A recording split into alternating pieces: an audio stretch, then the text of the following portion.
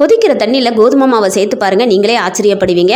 ஒரு பாத்திரம் எடுத்திருக்கிறேன். இந்த கிளாஸுக்கு 1 கிளாஸ் கோதுமை மாவு சேர்த்துக்கிறேன். மாவுக்கு தேவையான அளவு உப்பு சேர்த்துட்டு 1 கிளாஸ் மாவுக்கு 2 கிளாஸ் தண்ணி எடுத்துக்கணும். 1 கிளாஸ் தண்ணியை மாவுல சேர்த்து நல்லா கரைச்சி எடுத்துக்கலாம். அதுக்கப்புறம் கொஞ்சம் கொஞ்சமா தண்ணி சேர்த்து அந்த 1 கிளாஸ் தண்ணியையுமே சேர்த்து நல்லா கட்டி இல்லாம இந்த மாதிரி கரைச்சி எடுத்துக்கோங்க. நீங்க கிண்ணத்துல கிளாஸ்ல 1 கிளாஸ் மாவு எடுத்தீங்க அப்படின்னா 2 கிளாஸ் தண்ணி வந்து கரெக்டான அளவு. கட்டியே இல்லாம இந்த அளவுக்கு கரைச்சி எடுத்தாச்சு. அடுப்பான் பண்ணி மண் சட்டி வச்சிருக்கேன். அடிக்கனமான பாத்திரமா எடுத்துக்கோங்க. மாவு எடுத்த அதே கிளாஸுக்கு 1 கிளாஸ் தண்ணியை சேர்த்துக்கலாம். சேர்த்து நல்லா கொதிக்க விடலாம். மொத்தம் 3 கிளாஸ் தண்ணி சேர்த்துருக்குறோம். தண்ணி நல்லா கொதிச்சதும் நல்லெண்ணெய் இல்லைன்னா நெய் சேர்த்துக்கோங்க. கரைச்சி வச்ச கோதுமை மாவை கொஞ்சம் கொஞ்சமா சேர்த்து கைவிடாம கிளறி எடுங்க. கொஞ்ச நேரத்திலே மாவு திரண்டு நல்லா கெட்டியா வர ஆரம்பிச்சிரும். மாவு கெட்டியா வர ஆரம்பிச்சதும் நல்லா ஒண்ணு சேர்த்துட்டு மூடி போட்டு லோ ஃபிளேம்ல 10 நிமிஷத்துக்கு வச்சுக்கலாம். மறுபடியும் திறந்து கிளறி விட்டுட்டு மறுபடியும் லோ ஃபிளேம்ல 10 நிமிஷத்துக்கு வச்சு கிளறி விடுங்க.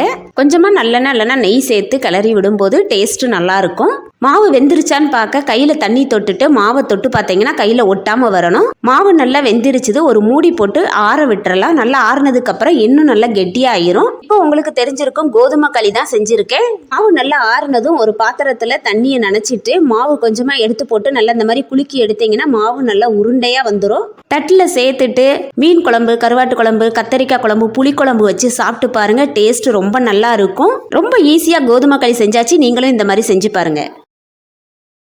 Download ShareChat.